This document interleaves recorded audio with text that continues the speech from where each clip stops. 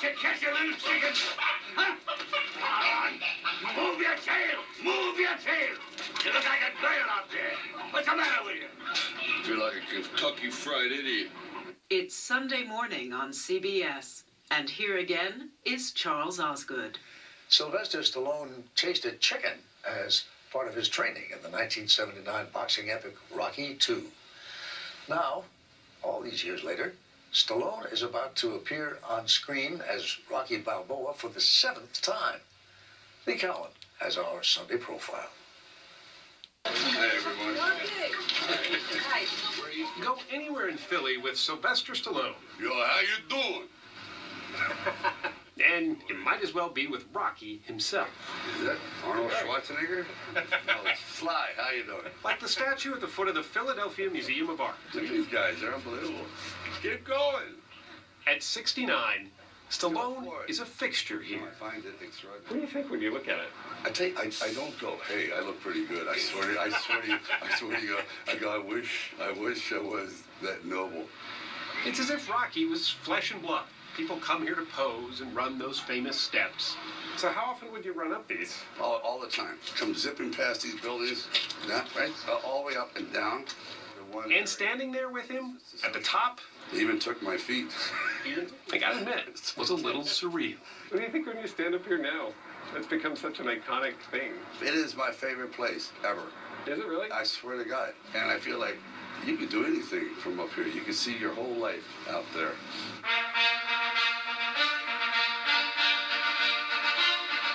Rocky has been Stallone's life, much of it anyway. It's already over. You can tell them over till it's over. Was that from the 80s? That's probably in the 70s. Taco! The last round of your life! Come on, guys. That was the last Rocky, nearly a decade ago. The 6th in a franchise that some critics thought should have heard the bell long ago. You're 60 years old. You want to play a fighter. That's a tough sell. The toughest sell of his life, as it turned out. But the Italian stallion did get one last fight. And Stallone got to give his character a fitting farewell. I thought, I'm done. And Rocky, in a sense, waves goodbye to the audience. And I was waving goodbye myself. It was sort of a mutual farewell. But then, this happened. Director Ryan Coogler, a Rocky fan since childhood, reached out to Stallone with the idea for Creed, a boxing film that turned the spotlight onto the son of Rocky's longtime rival, Apollo Creed. Your father was special. To tell you the truth, I don't know if he's special. Only you're going to know that when the time is right. Played by Michael B. Jordan, Creed's son has heart, but he needs a trainer and a mentor. He got one in Stallone, both on screen and off.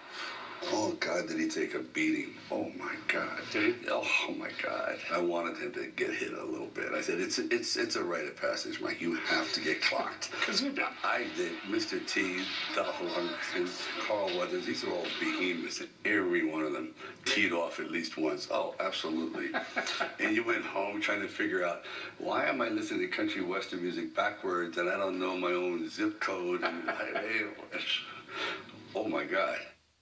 As a boy, Stallone didn't really look the part of a guy who could take a punch. I had a lot of nerve, but I didn't have a lot of physicality. His birth in a small clinic in New York's Hell's Kitchen didn't go as planned. They put in forceps because I was twisted, and the forceps caught me here instead of under here. And you caught me here, so I have this crooked mouth. It damaged a facial nerve on his left side. And people say, oh, you slur. I go, yeah, because it only half works. You know what I mean? Give me a break. You know, I don't do it intentionally. People didn't understand what I was saying for many, many, many years. Still don't. they still don't. Some mistook that for stupidity, including his own father. Oh, man. It was never too smart. He says to me, you weren't born much of a brain, you know, so you better start using your body, right? So I'd become a fighter. That was actually something that your dad said to you. Yeah, right? A lot. He said you weren't born with much of a brain, so you better develop your body, you know. And it stuck. When he was 12, he saw the movie Hercules, starring Steve Reeves. And that changed everything. I flipped out. Flipped out. Out of that theater, I literally ran to a junkyard where there was pieces of metal which resembled a barbell. His family moved to Philly, where Stallone spent his teenage years bulking up before heading back to New York to give acting a go. They were pretty lean years, to say the least. I had to sell my dog. I couldn't afford dog food. You really sold your dog? Oh, absolutely.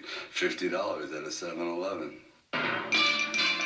Eventually, his bulk started paying the bills. He was cast as the guy who mugged Woody Allen on the subway. Well, yeah, sorry, man. I didn't see it. He was also the mugger who got mugged by Jack Lemmon. Are you crazy, man? What it was? But Yeah. nothing really big clicked. That's when I realized I'm never going to make it in acting per se. I have to find some other niche, something. That turned out to be writing. All I did was write and write and write and write maybe 30 screenplays, of which 29 are probably horrible, but it's the process of completing the matter. He completed the screenplay for Rocky shortly after his 29th birthday, writing the world he remembered back in Philadelphia. Put it this way, all the clothes in Rocky were mine. Yeah, Even the hat? Did that. Everything was mine. Studios loved the script, but Stallone had a condition. He refused to sell the rights to his film unless he was cast in the lead role. I mean, you had no money and people were offering you hundreds of thousands of dollars, right? Yeah. And you were turning it down.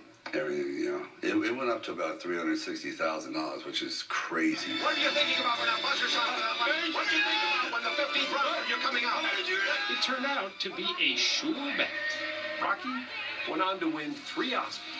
Sequels started rolling out almost every few years. But the fame took a toll on his personal life. Stallone went through a divorce, married actress Brigitte Nielsen, but got divorced again after just 19 months. All while Rocky was morphing into another character. Stallone calls Rambo Rocky on caffeine. It's over, Johnny. It's over. Nothing is over! The script for that had been bouncing around for years, right? Oh, For my First Blood. God. I was the 11th choice. 11th? Yeah, they were just about to hire a chimp. And then I came along. Again, Stallone had some demands. In the original First Blood, Rambo dies. But Stallone wanted the ending changed. There's a lot of vets that look at this and go, there's no reason to go on. Look at this character representing us, and then in the end, he gets shot. And I thought, this is irresponsible on my part. It made millions at the box office. Within a few years, the man some thought was challenged as a child had written his way into 2 movie franchises. As his characters matured, so did he. He married again, this time happily, and kept writing, even directing. Did you feel like for a while, though, that after the Rockies and the Rambos, that you were owned a little bit by those characters? Totally. Still do. You still do. Oh, yeah. I think, but now I look at it as a privilege. But for a while, though, you did want to sort of distance Yeah, yourself. I tried. It never really worked, though. Everything I got is moved on, and I'm here. Certainly not with Rocky. You know what? And he's at peace with that now. You should be able to grab one of these birds. Are you serious? I am serious. Chickens are slowing down. Sylvester Stallone knows he's as much Rocky You're welcome. as Rocky is Sylvester Stallone. Really emotional. You know, you go, damn, this has really been magical. It's been quite a ride, hasn't It's been an unbelievable ride. A lot has happened on the steps. Keep punching, Philly. I owe you. So is that only Sylvester Stallone's story? Only Rocky's story? What about you? What about me? What about you? Or like Rocky would say, what about you?